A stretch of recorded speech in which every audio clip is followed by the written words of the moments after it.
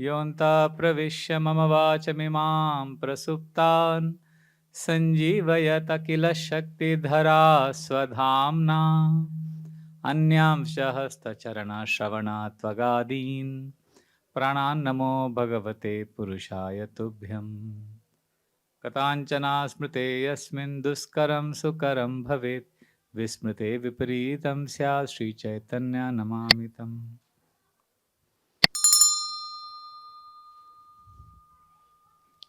Hare Krishna. So today we are going to discuss this is from the Upanishads. This is a verse which Srila Prabhupada would quote many times.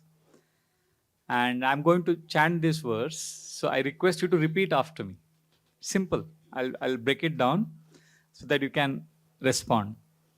So before we chant this verse, I'll give you a context. Once Srila Prabhupada was on a morning walk with his disciples in California, I think near Stowe Lake. The lake had become ice because of the freezing winter. Srila Prabhupada suddenly walked towards the lake, the center of the lake, towards the lake with his walking stick. And he started hitting the ice and breaking the ice. Devotees were puzzled. They were wondering why Srila Prabhupada breaking the ice. And then Srila Prabhupada looked at all the devotees because he broke the ice and then water came out. He said, "This is my job." Devotees said, "What is it, Prabhupada?" Srila Prabhupada said, "This is my job, to break the artificial covering, ice-like covering, and allow the natural water-like state to come out." Srila Prabhupada said, "My preaching, my presentation of Krishna consciousness sometimes appears strong.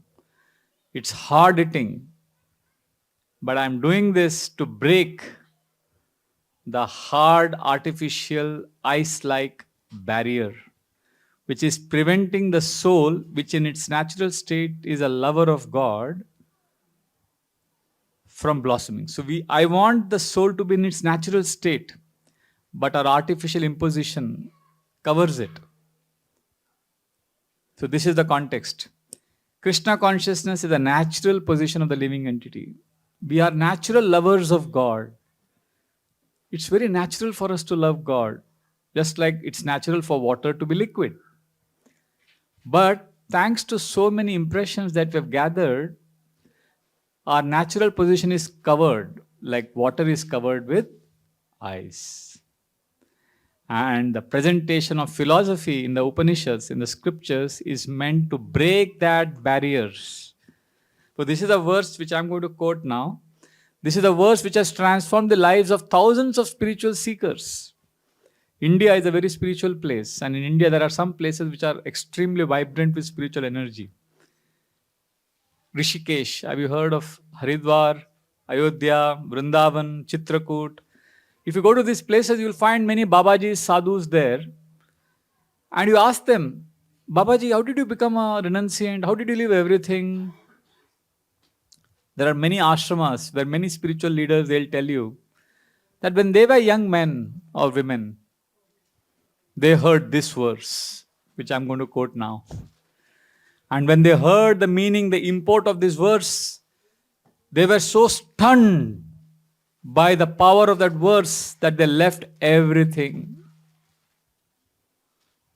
They left home and earth and they went on a spiritual quest. This shloka, this verse, had a profound impact on their consciousness. So I'm kind of building up the suspense, trying to make you interested, curious to know what is this verse which had such an impact.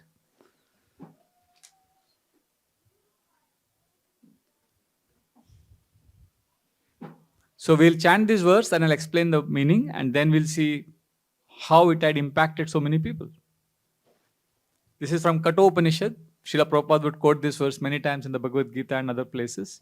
Kathopanishad is one of the principal Upanishads, which is the sacred text in the Vedic literature.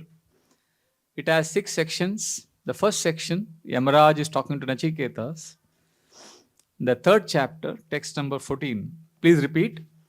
उत्तिष्ठता जागृत प्राप्या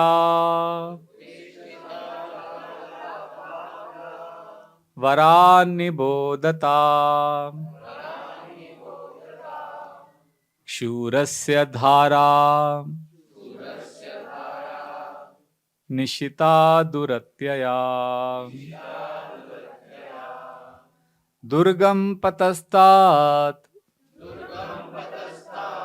कवयो वदन्ति. These are the three lines in this verse. The first line says, Uttishtata, wake up, wake up, Uttishtata, get up, Jagrita, wake up. Uttishtata Jagrita Prapya Varani Bodhata. Wake up, get up, because you have got a great blessing. This is the first line. Can anybody guess what is the hidden import or purport of this first line? The first line says, get up, wake up, you've got a great blessing. What does that mean? You've got the great blessing of a human form of life, where you have the ability to inquire, where you have the ability to understand higher truths. So the scriptures is imploring its readers and hearers, wake up, get up. You've got a great blessing. And what is understood is the blessing is a human form of life. This is the first line. Uttishtata jagrata prapya varani bodhata. Then you may say, okay, I'm interested in spiritual life. Now what? The second line is scary. The second line says, Shurasya dhara nishita duratyaya. This path is like a razor's edge. It's like an edge of a sword, very sharp, very, very difficult. Duratyaya, almost impossible to practice. Durgam patastat kavayo vadanti. Great philosophers and seekers have said this is a difficult path. So come, join us in this path. And young men and women would read this or hear this and they were inspired to leave everything and embark on a spiritual journey. I think many of us find it strange. Oh, difficult. So challenging. And people leave everything to embark on this path. Nowadays, when we are preaching, what do we tell people? Come to Hare Krishna because it's very easy. Just chant Hare Krishna, take prasad, Hari Bol, no problems. Just chant. It's an easy path, easy path. Come. Mahaprabhu has given very easy path. But traditionally, spiritual life was presented as something very exciting and challenging. And young men and women were excited to embark on this path because I don't want to be mediocre. I want to find out what is the truth. But now, Kali Yuga, we are so dull-headed. We are so beaten and battered and bruised by the indefatigable material energy. We are like, give me something easy. Give me something simple. I am so busy watching Netflix whole night. I have no energy to practice spiritual life. Give me prasad. But that's not the way spiritual life was till recently. So those who practice spiritual life were seekers. They wanted to know the truth. Even till recently, many of these ashramas you go in holy places, you will see, they catch interested people. In the sense, they have their ashramas, they have their philosophy, they have their preachers. They don't go and break their heads on people. People who are interested come there, read, join, follow the path. They catch interested people.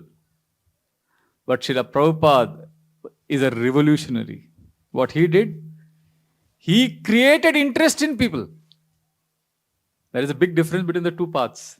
One is to catch interested people. Those who are interested in spiritual life, they will come, they will join, they will chant.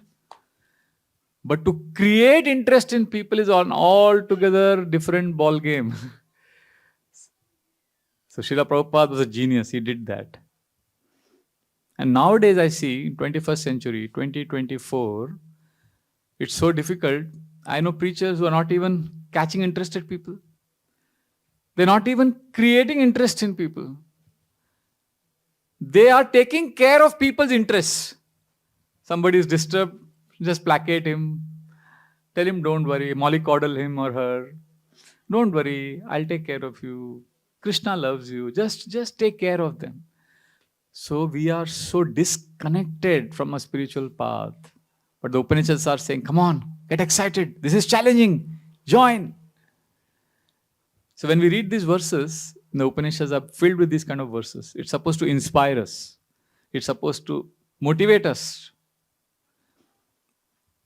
Please know, spiritual life is a difficult path. Srila Prabhupada said, spiritual life is difficult, but material life is impossible. It's difficult. So let us not have illusions about, I come to spiritual life now, everything will be rosy, hanky-dory. No, it's going to be challenging. Because we are going against the flow of material energy. Srila Prabhupada said, practicing Krishna consciousness is a declaration of war against the material energy. We are embarking on a journey. We are challenging the material energy. So we need to be in the mood of a warrior. And that excitement will help us understand deeper truths. If you're looking for something comfortable, easy, then we will become comfort seekers. When you are comfort seeking, you are experience deprived. And if you're experience seeking, you will be comfort deprived. So who are you? Are you comfort seeking or experience seeking? If you're seeking experience, you need to get up a little early in the morning, chant Hare Krishna, come on weekends to the temple, take part in chanting, do seva, give up some comfort and connect with the Lord. And then you experience the Lord's presence in your life. This is the spiritual path. This is where Srila Prabhupada is inviting us. So, in Krishna consciousness, when we are new, please understand we are in one of the three spaces. Some of us want easy spirituality. Tell me something very easy. And we equate an easy or something very superficial to spiritual experiences. No. There is easy space and there is experience space. Deep spiritual experiences. In between there is effort, there is endeavor, there is struggle. Spiritual life is not stimulation. People want a kick. They want to be stimulated. There is a difference between stimulation and satisfaction. Satisfaction is a much deeper experience. In between stimulation and satisfaction, there is struggle. There is an endeavor. So in Hare Krishna movement, we all chant every day fixed number of rounds on the japa beats. We serve devotees. We listen Bhagavatam classes like you're hearing now. And when we go through this process, we connect with the Lord. And unfortunately or fortunately, we are living at a time when people are disconnected from themselves to such an extent that it becomes very difficult to present these verses. I can't imagine speaking this verse to a group of new students in college, telling them, come to spiritual life. It's a very difficult path. How many of you are interested? Come. Not everybody will sign up.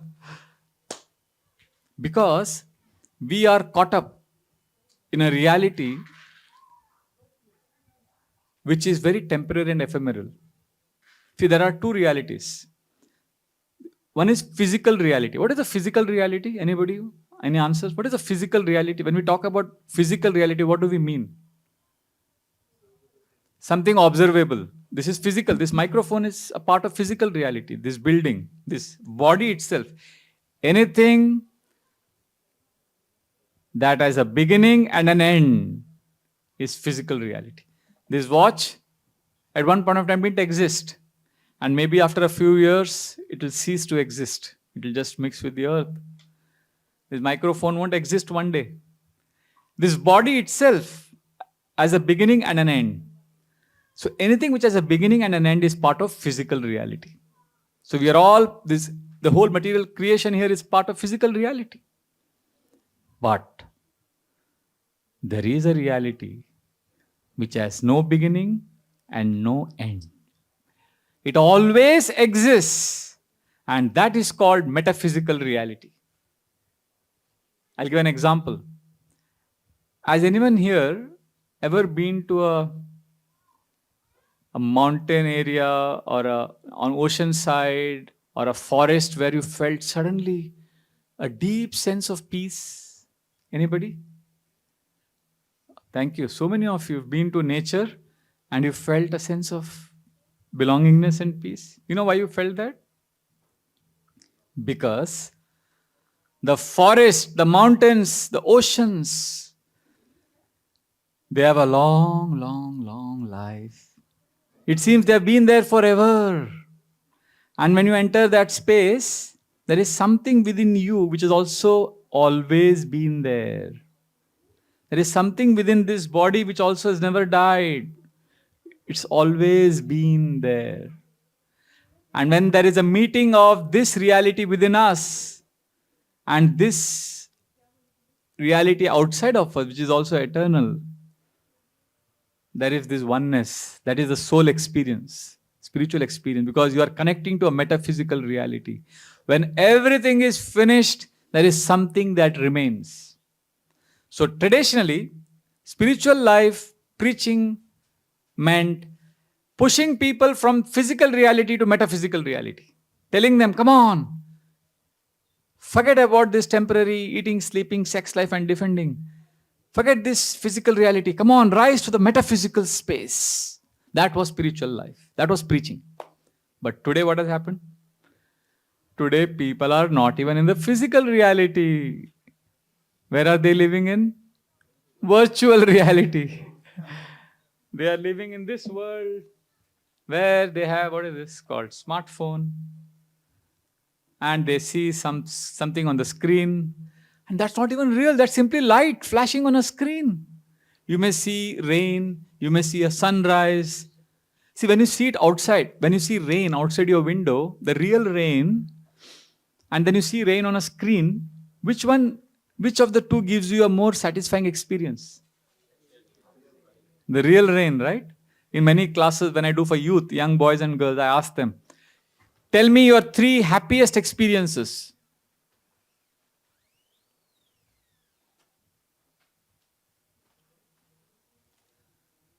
I ask this question, share your 3 happiest experiences. And most of the boys and girls, they say, my happiest experience was when I went for a football match, I played this football game, or I went on this mountainous trek, I went here, I did that, I was with my family. Everybody shares their happy experiences as being with other people. I've not seen anybody say my most happiest experience was when I was watching this Netflix series or, I was watching this movie. Very rarely I've seen someone share something of the virtual world as giving them real happy experience. But still, ironically, we are all trapped by this virtual reality, which is not even real. So nowadays, preaching for me as a preacher means last 25 years I've seen myself evolve as a presenter of Krishna consciousness. Nowadays, I don't tell people to move from physical reality to metaphysical reality. My challenge is to push people from virtual reality to physical reality. So I tell people, come on, start eating, sleeping, have proper mating. Live a life of balanced eating, sleeping, mating, and defending. Because people are so disconnected. I give an example. I was coming from New Delhi. This is just 2 days ago. Yesterday, in fact, I came. So it was an 17-hour direct flight. So I was in the middle seat. So on my left was a Christian lady, an American lady, maybe 65, 70-year-old. She was a grandmother. She was talking to her grandchildren also. The whole time she was chanting on a rosary. And she was praying. I could see she was praying. On my right was a young man. He was maybe 30, 31, 32. I still can't believe it. This is what I saw. 17 hours non-stop. Not once he got up from his seat to go to the washroom. I was like, and he didn't sleep at all. You know what he was doing the whole 17 hours? He had his iPad on. I think he had downloaded a lot of web series. For 17 hours, he was non-stop watching. He was in the virtual world reality. The whole time. And at one point of time, I think he was so excited, he also switched on the movie screen on the in front of his seat. And at one point of time, he was watching 2 things. He was so hungry or he was so desperate. I'm looking at him. I'm like, what is wrong? What is wrong with him? But he was 17 hours absorbed. Absorbed. He had transcended his needs for eating and sleeping. Like Parikshit Maharaj was absorbed in Bhagavatam. He was absorbed. So I was thinking, how do I preach to him? What do I tell him? Do I tell him about Krishna, or do I tell him, come on, eat, sleep? So initially it was physical reality to metaphysical reality. Now we have to push people from virtual reality to physical reality. It's a challenge. And because all of you are thoughtful, you are intelligent, because you've come to a ISKCON center, you have come to an iconic place, which is a legendary place in ISKCON's history. ISKCON Boston has so many pastimes since 1969. Srila Prabhupada was here. So you are here, you are intelligent. Please understand, spiritual life is very serious business. It's an opportunity for us to end the cycle of birth and death and ask deep questions about life. We need to have this curiosity mindset. What is the goal of life? A seeker mindset. Have you heard of APJ Abdul Kalam, the former president of India? So he's written a book called Ignited Minds. So a few years ago, I read that book. So he was very popular with children in India. He would give a lot of lectures to school children. And he was a scientist, former scientist. So he says, he learned from children that we all human beings, grown-up people, we should learn from children to have a curiosity and seeker mentality. He said we should always be explorative and always searching for truth like children. Somewhere as we got older, we became cynical and we buried this tendency.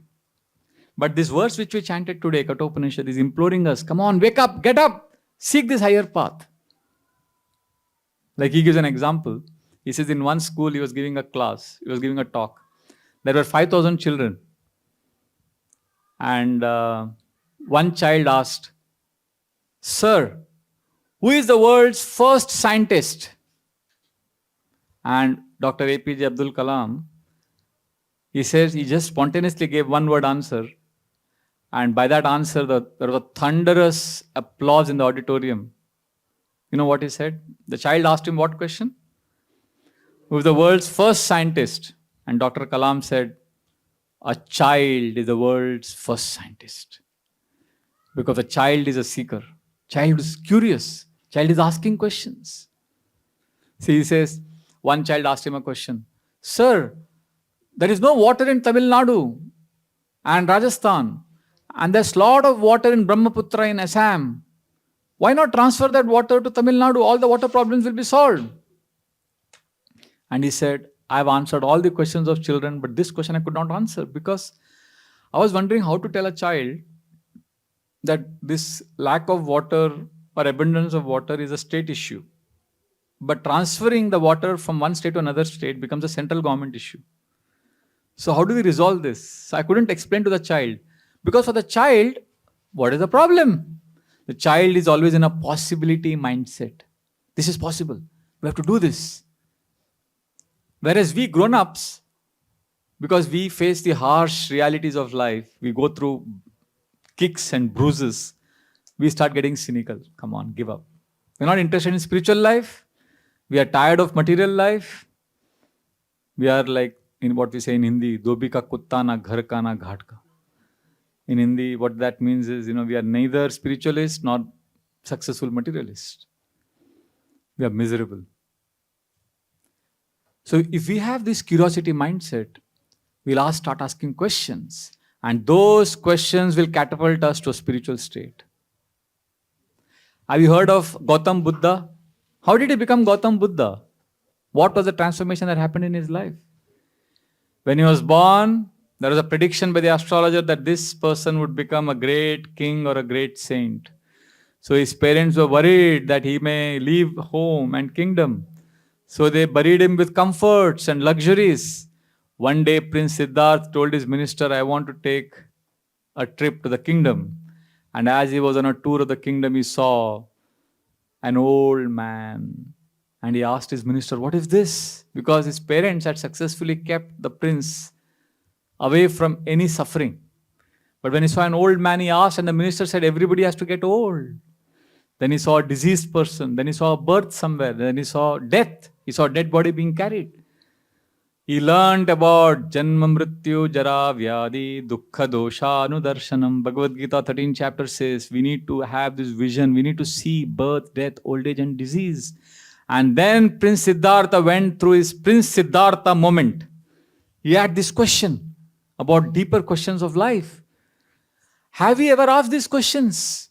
In ISKCON, Srila Prabhupada has given us answers, but he's also told us to ask questions. If we don't ask questions, the answers won't satisfy us. We need to ask questions also. Srila Prabhupada would often quote Sanatana Goswami, who met Lord Chaitanya Mahaprabhu. Srila Prabhupada would quote this many times. This is in the Madhya Lila. Sanatana Goswami tells Lord Chaitanya, Ke ami kene amar jarat apatray, grame vyavara kahe pandita kori mani, apanara hita kichu hi na jani. Oh my dear Lord, who am I? Why am I suffering? What is the goal of life? People call me a learned Pandit and I'm a fool. I believe them, but I don't know what is the goal of life. So he was in this mood, inquiry. So we need to have this curiosity mindset, a seeker mindset. Then scriptures will be exciting. When we read a statement of Srila Prabhupada, we need to be curious, not cynical. Like I recently was hearing a class of Srila Prabhupada. Srila Prabhupada said, so we are devotees in ISKCON, we can chant Hare Krishna whole day. And we never get tired. I said, really? Because my experience is, it's not the same. I can't chant the whole day. Now I had a choice of saying, oh, Srila Prabhupada is a pure devotee. Hari Bol. He can chant the whole day. No, it's not for me. Or the other extreme I could go is, well, Prabhupada says, so it's true. Hari Bol. Jai Prabhupada. Both are extremes. I followed the curiosity model. I said, wow, Prabhupada is saying, a devotee can chant the whole day and doesn't feel tired. What is there in the holy name that a person can chant the whole day? What is the magic of holy name? But then I started reading about holy name from Bhagavatam, from Hari Bhakti Suddhodaya. So this mentality, curiosity, seeking, this is what helps us explore and experience deeper spiritual truths.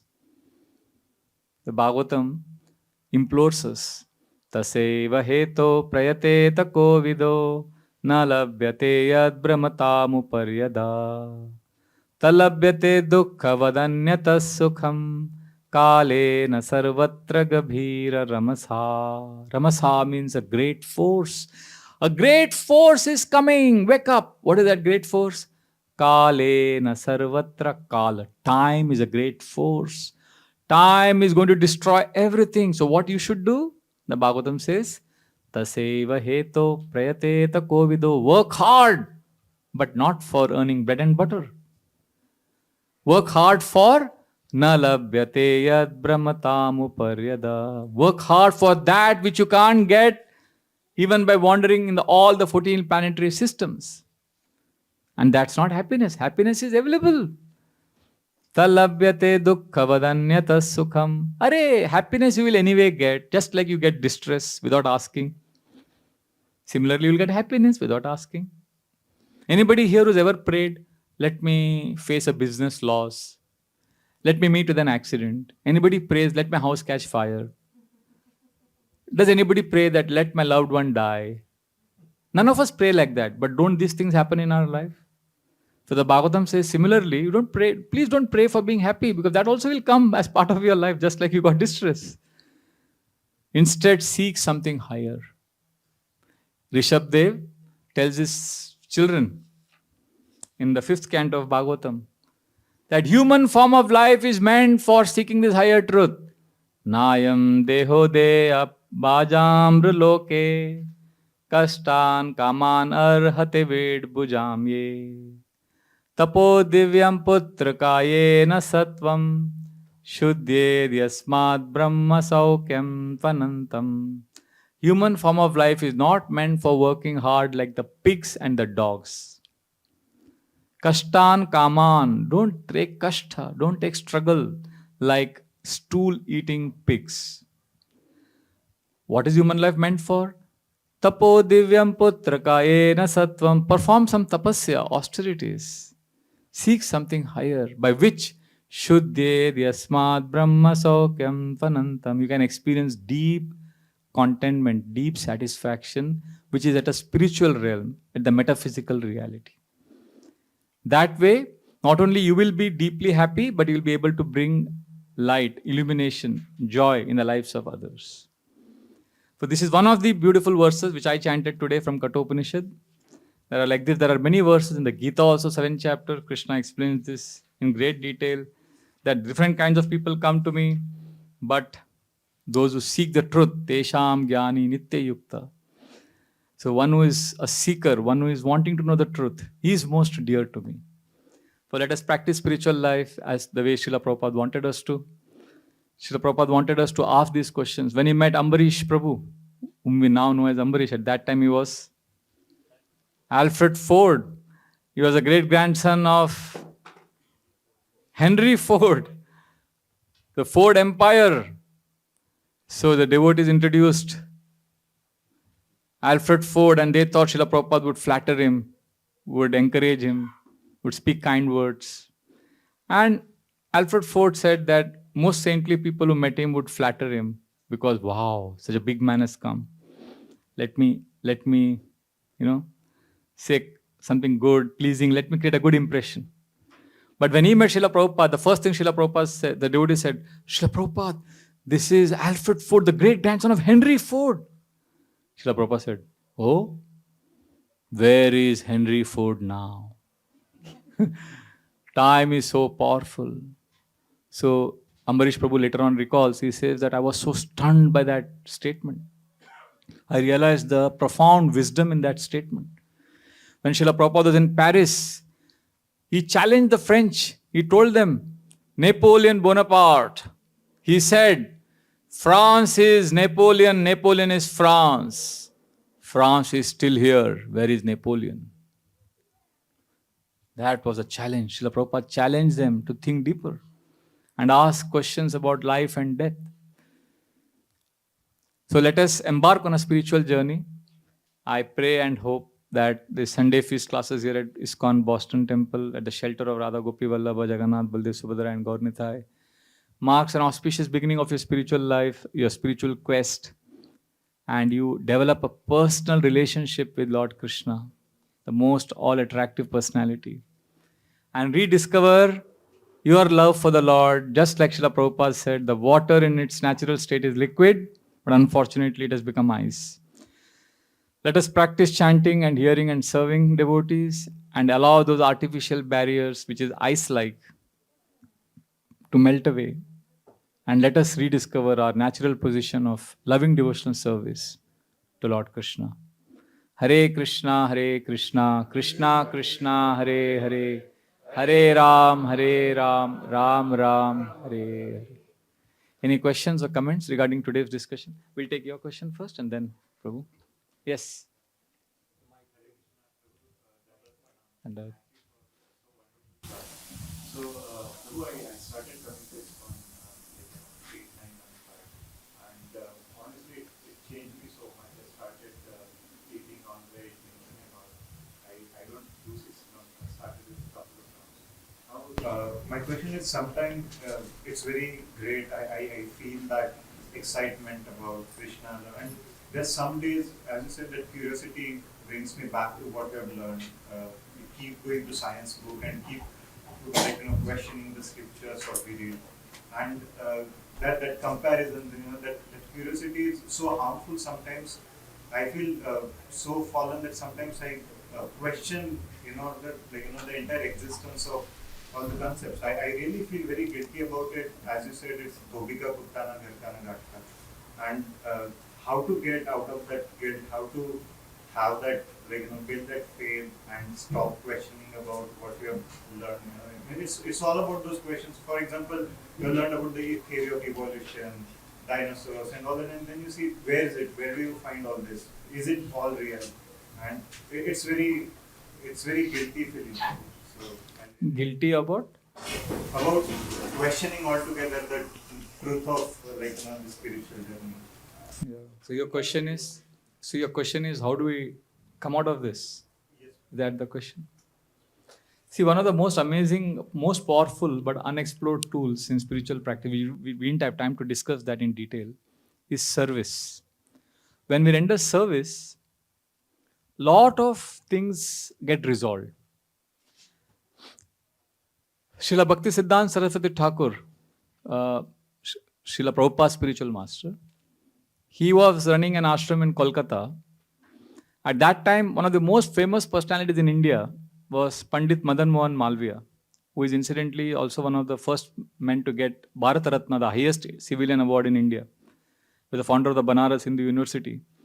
From the age of 3, Madan Mohan Malviya was a student of Srimad Bhagavatam. He would do Bhagavad Katha. He was also a prolific, a most successful criminal lawyer. At the age of 40, he gave up practice of law. He was the most successful lawyer in India, very celebrated lawyer. He gave up law practice to absorb himself in Bhagavatam. After 12 years of giving up law,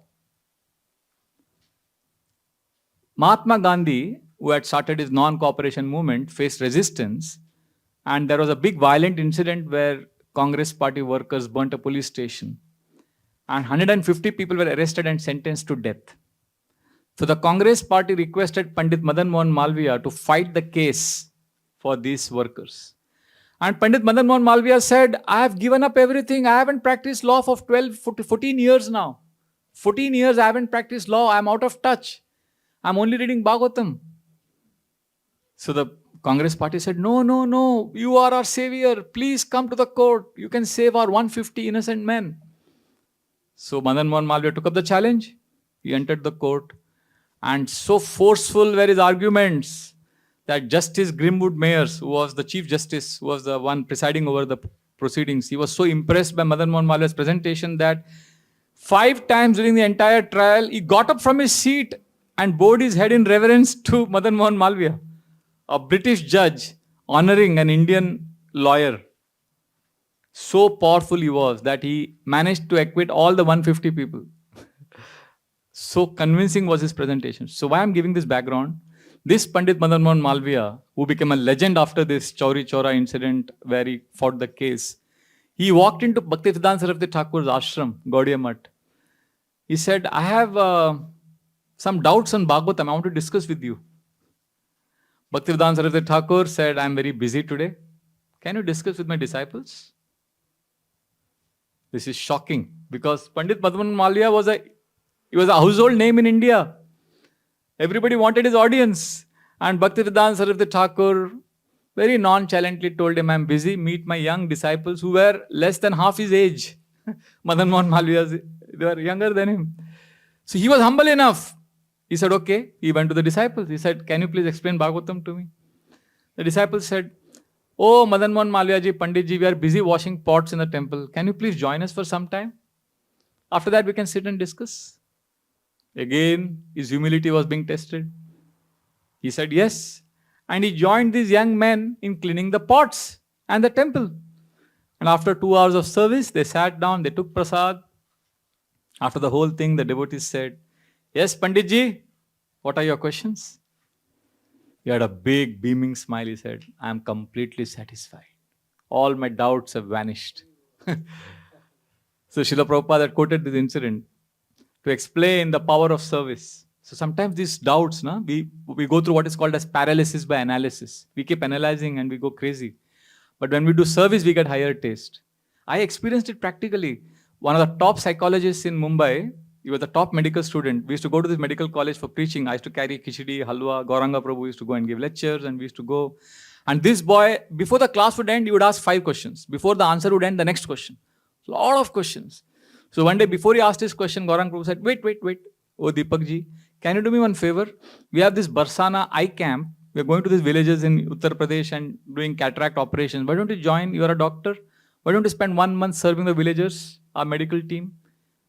He was game. He said, okay. He went, and after 1 month, when he came back to the class, as usual, Gauranga Prabhu's class got over. Any questions? Everybody looked at him, anticipating he is going to, as usual, ask questions, and he had no question. He was just smiling. And Gauranga Prabhu said, come on, Deepak ji, what questions you have? Prabhu, no questions. Totally satisfied. Service is a game changer. Okay? Hare Krishna. Yes, Prabhu. You got something to say. My question is about virtual reality. Shouldn't we apply to Krishna's service? I can imagine someone watching 17 hours Krishna's movies and lectures instead of. So why do we criticize and say, well, this is bad, we should reject, we should just convert it? Yeah, I agree with you. That's what Rupa Goswami says. Rupa Goswami says in Nectar of Instruction that, Nectar of Devotion, he says that, Anasakta se vishanataram upayunjata nirbandha Krishna sambandhe yukta vairagya muchyate.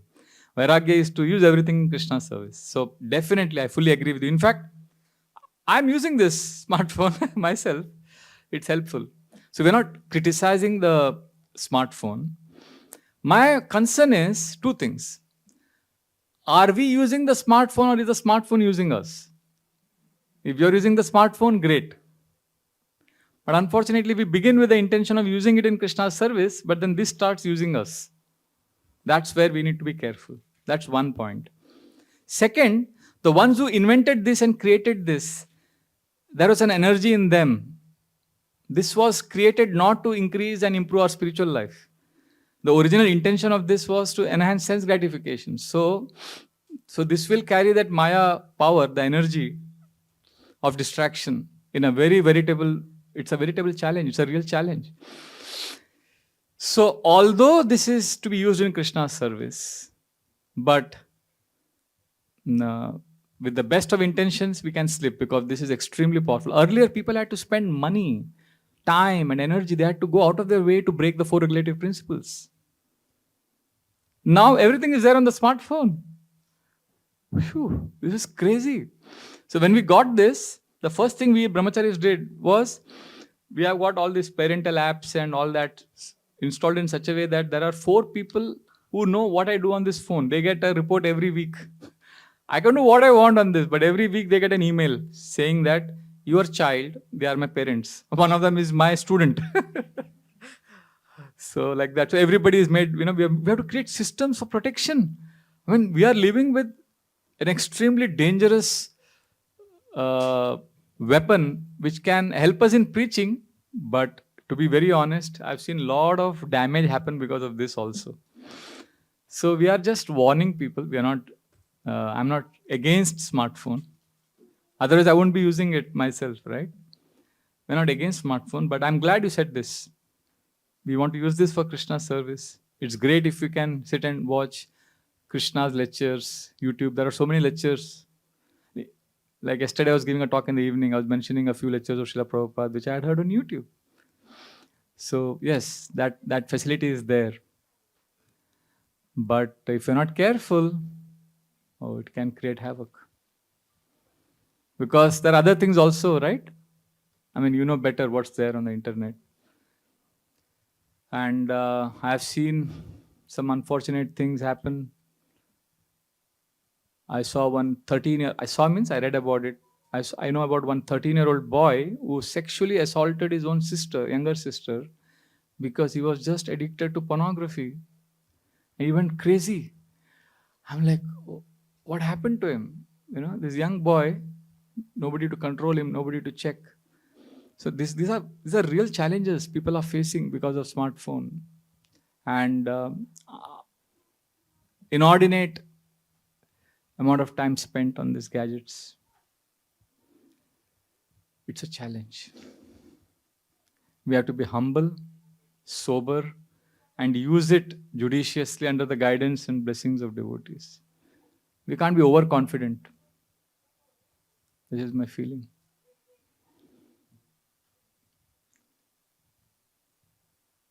The attention span. Like, when I joined the ashram, we could sit for 4-hour classes.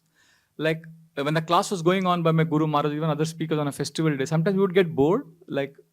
Sometimes we would get bored or tired because we're not pure devotees. But we had no choice. We would just continue to sit in the class, maybe a short power nap in the class. But we would be there. We were comfortable being uncomfortable. We were comfortable with boredom. We were comfortable not being stimulated. But nowadays, if you are bored, if you're distracted, if you're feeling unexcited, you are just 2 seconds away from getting stimulated, getting excited, getting agitated. People don't know. Nowadays, people are completely unfamiliar with boredom. They just can't. They don't know how to embrace pain. They don't know how to. They don't know how to live with not being excited and stimulated. Everything. It's a dopamine rush all the time. And spiritual practices are practiced in a sober state. Sattva guna. So this is very, very rajasic and tamasic. It carries an energy.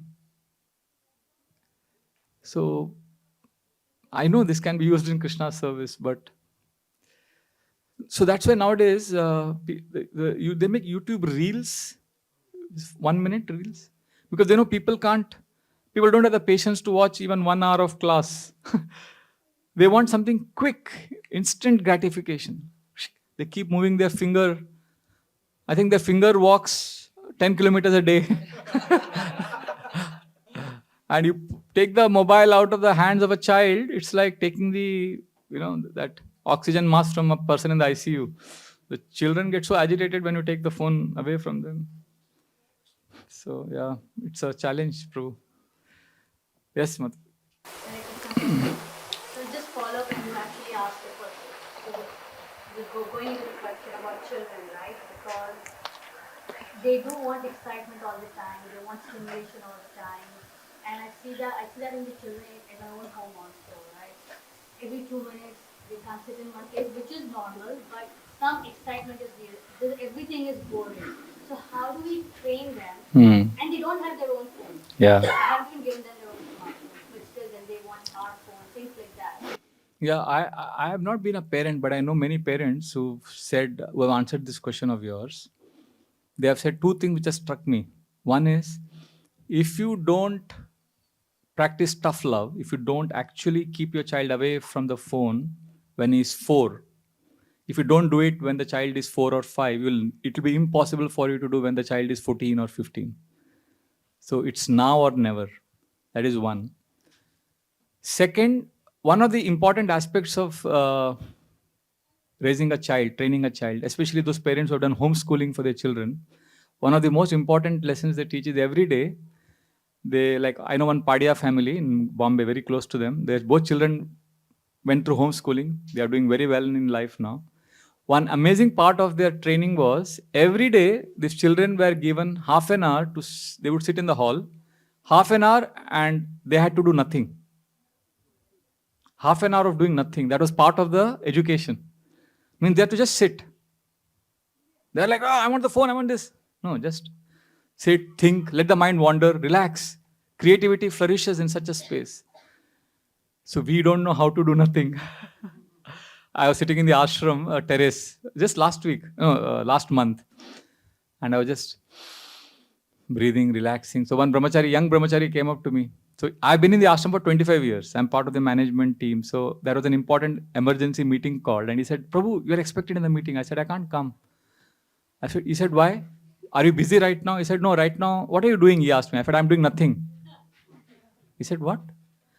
So you must be memorizing verses, because I quote a lot of Bhagavad Gita verses in my classes. I said, no, I'm not memorizing verses. He said, no, Prabhu, you must be. He couldn't understand the concept of doing nothing. So he said, oh, you must be praying to Krishna. I'm not really praying, but I wanted to agitate him. I said, I'm doing nothing. He said, what do you mean?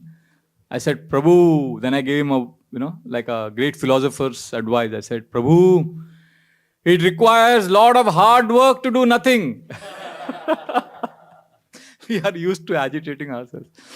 So you can help the children. You know what? One of the amazing thing is, you can try this with children. Every night before they sleep, you can ask them. This can be a homework for life. I do it every night before sleeping. I'm 51, but this exercise which I do brings out the child in me. Every night I do this.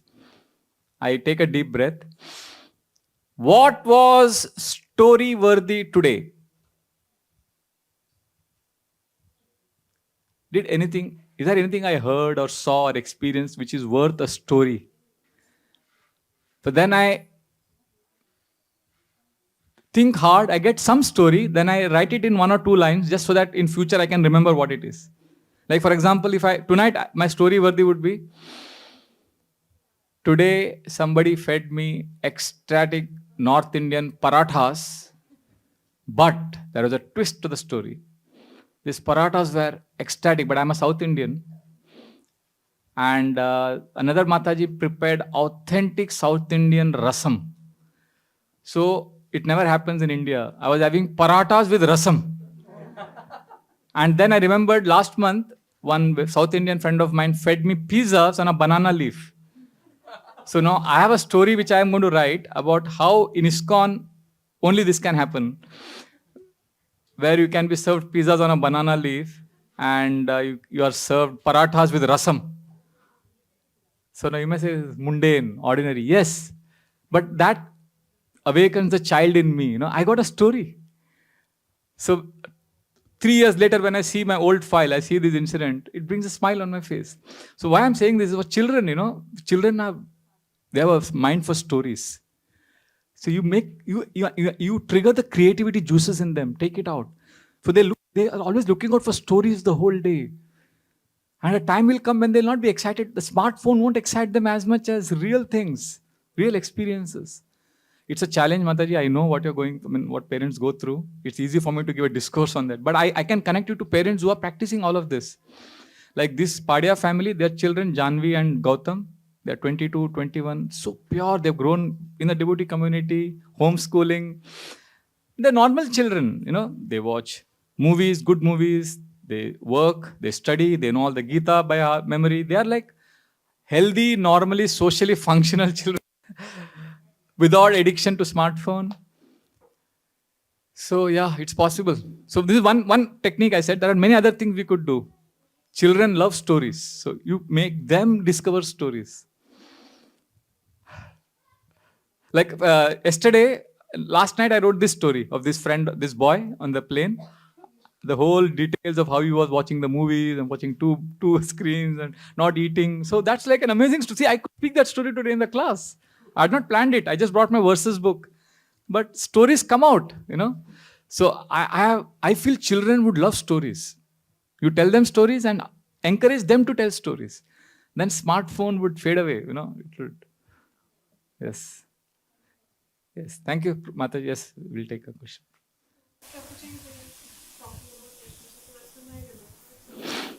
So when some of the youngsters are actively taking part in spiritual events and doing something and believing in God, and so there are other set of in the same generation youths who bring sarcasm about it. Yeah. So this incident recently happened to me. So I was looking for a job, and then I used to visit here ISKCON, sit and pray. It was not like I'm praying him like give me a job, but I was trying to get that focusing energy in me. So once I got a job and I went out with my friends, and it was like a bar cum restaurant environment. And one of my junior just asked me like what steps did I take to take up a job. So another friend who jumped in and said sarcastically like, just go to ISKCON, sit there, you will get a job. So I didn't know how to react. Like, should I get angry or should I reply to that or just keep quiet? But that's there in my mind. Like when somebody, brings that's like a anger in me in some ways. Like you don't even know what spirituality is, what God is. Then you are making such statements, and in another way you're bringing the false perception about, you just go and sit there and pray to God and you will get a job. So I'm just trying to understand in such situations, what would Krishna tell us or Srila Prabhupada would Want us to do. Yes. See, Krishna consciousness, we didn't have time to discuss this in detail today. It's all about a personal relationship with Krishna. Just like you're asking me now this question, like the way you asked me, there was clarity, there was coherence, and you had eloquence. You knew what you were asking, right? This is exactly what you need to present to the Lord, Radha Gopi Vallabha. Gopi Vallabha? Radha Gopi Vallabha and Jagannath Baldev Subhadra and Gaur Nitai. Present this to them in first person. My dear Lord, What should I feel? What should I do? I get agitated when I see this. So when we do this, even if a problem gets solved or not solved, but you come closer to the Lord. And that solves a much bigger problem. So even in such situations, you would be peaceful. And your colleagues would see that this person is not agitated. We are trying our best to agitate her, but she seems to be, because you are in a space of a personal relationship with Krishna. And then Krishna says in the Gita, 10th chapter, Dadami buddhi yogam tam. I will give you the intelligence to respond to these provocative situations. It's very personal. I can't give you an answer. Even if I give you an answer, ultimately it's between you and Krishna. Krishna has to guide you. So come to Krishna. Present this as a problem that you're facing. Krishna, I love you. Krishna, please help me. I get agitated. Krishna, I want to come closer to you. So when you offer your emotions, you'll see Krishna reciprocate. Do you know Burijan Prabhu, Jagat Tarini Mataji, one of the senior most leaders in ISKCON? So they are counselors, they are gurus, and they say Krishna Balram, Balramji is the original counselor. They declare this. But they say anybody has problems, they need counseling, they tell that girl or boy, come in front of Balramji in Vrindavan, Krishna Balram temple. So this is their formula. Come in front of Balramji and tell your problem. And many people in 1 week, they have seen that their issues have got resolved. They've got clarity, guidance. Balramji guides them. How it happens, and it's your personal journey. Do it. So come to the Lord, present this, and you'll get guidance from within. And even if you don't get clear answers, even if you live in ambiguity, at least because you experience Krishna's presence in your heart, you will be able to handle all these office situations. You won't get agitated. In fact, I know one devotee like you who's working, and in office everybody would make fun of him. And now everybody in his office respects him. You know how the transformation happened? Because when they started making fun of him and being sarcastic, he stopped responding. And he would smile back and not say anything. And they would ask him questions about ISKCON. He would say, you guys won't understand, forget it. He wouldn't answer. He would keep an aura of mystery around ISKCON activities. On 31st evening, as a whole office, people were planning a party. Half an hour before they left, he went to the washroom in his office and put on dhoti kurta tilak. And he took on his bag and he said, guys, bye, I'm leaving. Where are you leaving? We have a New Year party. New Year party? ISKCON guys, you're doing party? Yes. What is it about? You won't understand. So like that, he would be ahead of them and he would not tell them many things about ISKCON. So now 3 or 4 people from his office are devotees. They're chanting. Because he created that, that you guys, you don't deserve to know. I mean, you're like, it's too high for you, So he created an aura of mystery. See, when we are desperate to preach, then we have an approval-seeking behavior. We want everybody to approve of what we are doing. So we become desperate, and then people see our weakness, and then they make fun of us. So you need to have a let-go attitude. You need to be safe where what you are doing. So this requires connection with Krishna. When Krishna inspires you, gives you that love, sense of belongingness, you'll be able to navigate through these office challenges better.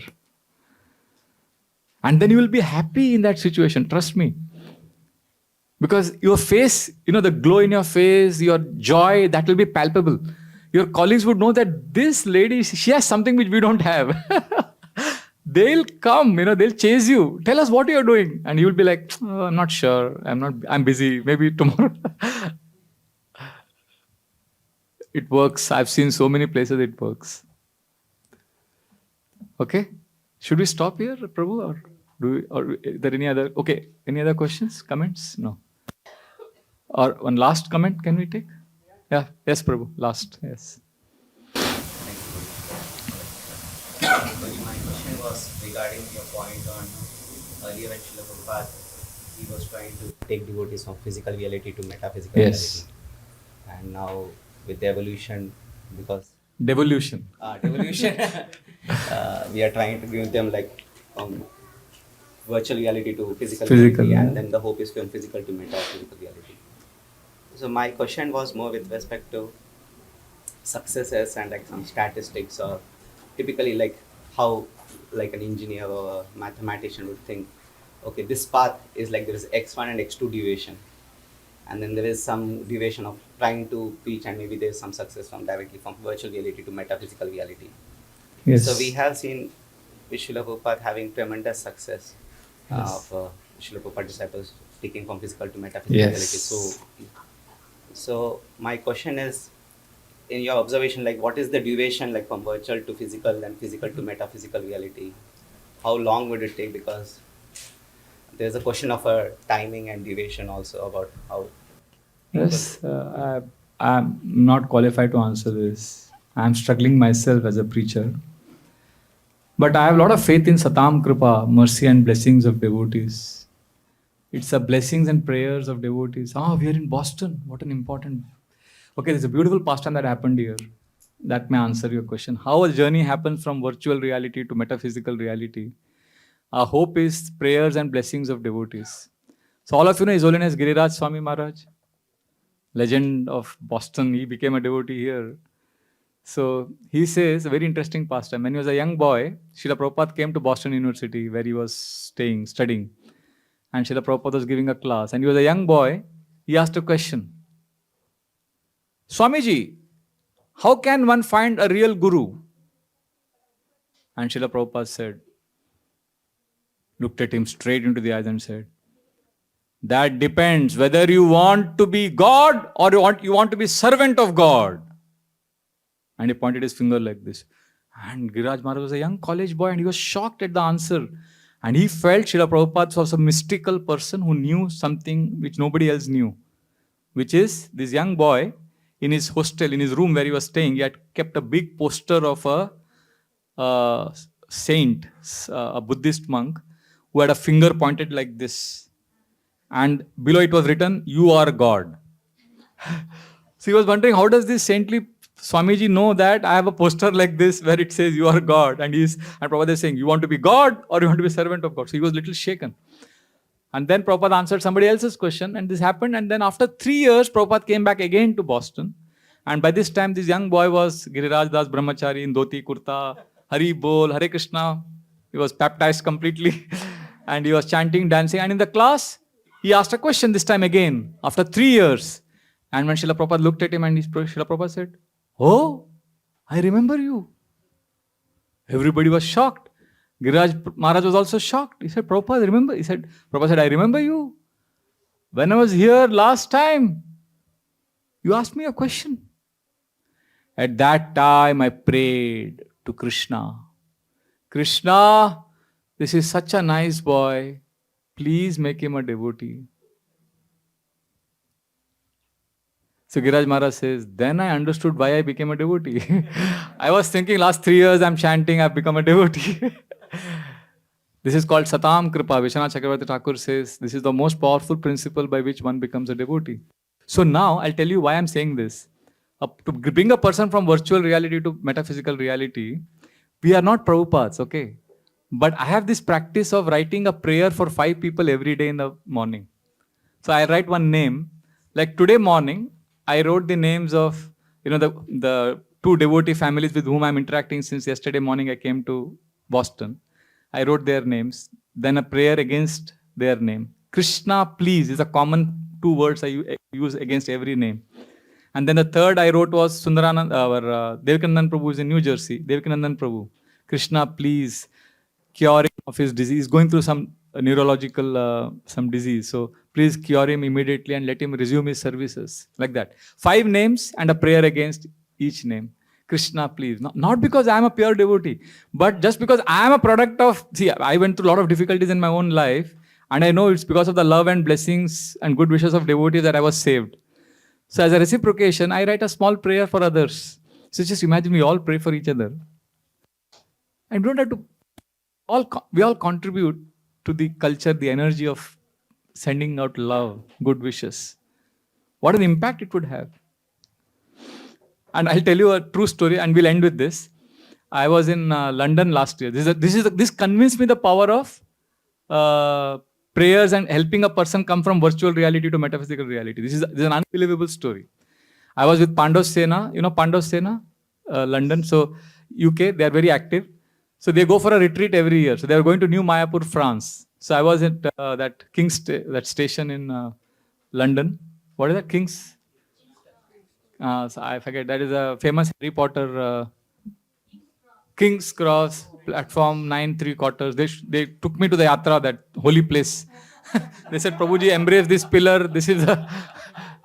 They kind of told me a lot about Harry Potter. Anyway, so there we were waiting for this youth to come for the yatra, and the chairman of Pandasena is telling me, Prabhu, do you see that girl? So there was an 18, 19-year-old girl also. I said, yeah, she was a British girl. I forget her name, Victoria or Elizabeth, one of. So I said, yeah, Prabhu, she's coming for our yatra. I said, so? She doesn't know anything about ISKCON. What? Because I was told that in this 10 days yatra, I have to speak every day, morning and evening, pure Ramayan. The whole Ramayan Katha I was supposed to speak from Ayodhya Kand, Bal Kand to Yuddha Kand. And all these Pandasena boys and girls who were coming for the yatra knew something about India, Ramayan, Hinduism. Now this girl comes along. She's coming first time. I said, but how did you get her? She said, Prabhu, yesterday we were at the bus stop. This girl walks up to us and she says, what is this you guys have on your neck? We said, these are neck beads. What are you guys? So we said, we are from Pandav Sena. And immediately she Googled Pandav Sena and she said, oh, you guys are going for some retreat tomorrow? And we said, yes. Can I join you guys? We said, yes. So now she's here. I felt, I can't dilute I am going to speak Ramayan. So he said, Prabhu, you just be yourself. We'll take care of her. But I said, no, but I'm worried, I'll have to entertain her. I'll have to speak in a way that she understands. But how do I do it? So then I was and because I have this practice of writing a prayer. So every morning, I would write Victoria. I would write her name first. Then I would say, Krishna, please let her not get bewildered in the yatra. So every day, one sentence, one prayer was common. One person was common in my everyday prayers. Victoria was common. So at the end of 9th day, I was shocked. This girl, I was looking at her every day, seeing if she's okay. And she was like, okay, because Mangalarti was compulsory. So she would be there. And I would see she was a little sleepy and all that. But at the 9th day, the end of the yatra, she comes in a sari. And she says, Hare Krishna, Prabhuji. I said, Hare Krishna. And she said, she's telling me, Prabhu, I'm so happy. I said, are you okay with all these discourses on Ramayana? Oh, Ramayana is amazing. Ram is so nice. Hanuman is so sweet. She's and just imagine what is the probability that a young British girl would glorify Hanuman and she loves Ram. I was like so happy. I felt, you're not bewildered by all this, morning program. You have to get up early in the morning. She said, no, I love the way you guys, you dress a plant with a skirt and she was referring to Tulsi Ma. She was super. So she was really very happy. And then I was quietly happy because I was remembering her every day in the morning. I'm not taking any credit for it. I'm just saying the whole idea of praying for others, that energy of love that you share. And then I asked Ram a few weeks ago, how is that girl doing? Because I'm not in touch. This year I didn't go for the Pandasena retreat because of some family issues. So he told me that Prabhu, you would be amazed. She attends every Friday our classes and now she's chanting 6 rounds. I think every 6 or 7 rounds she chants every day. A British girl is a Pakka Hare Krishna devotee now.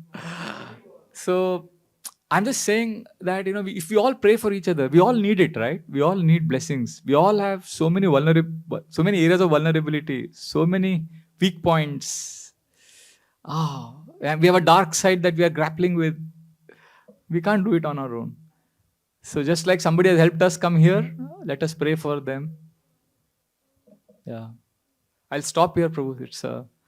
But it's a very intense topic. I'm struggling a lot in my preaching. Like nowadays, I get young boys and girls in my weekly classes in Mumbai. They have depression and they have incest. So many problems. It's like I never knew this kind of problems existed when I joined the ashram. So I don't know Prabhupada, but Prabhupada is amazing. He'll pick up, just like he picked us up from where we were. I'm sure he has a plan. Srila Prabhupada ki jai, Shri Radha Gopi Vallabh Bhagwan ki jai, Gaur Nitai ki jai, Jagannath Baldev Subhadra Maiya ki jai, ISKCON Boston Bhakta Vrind ki jai. Thank you very much. Hare Krishna.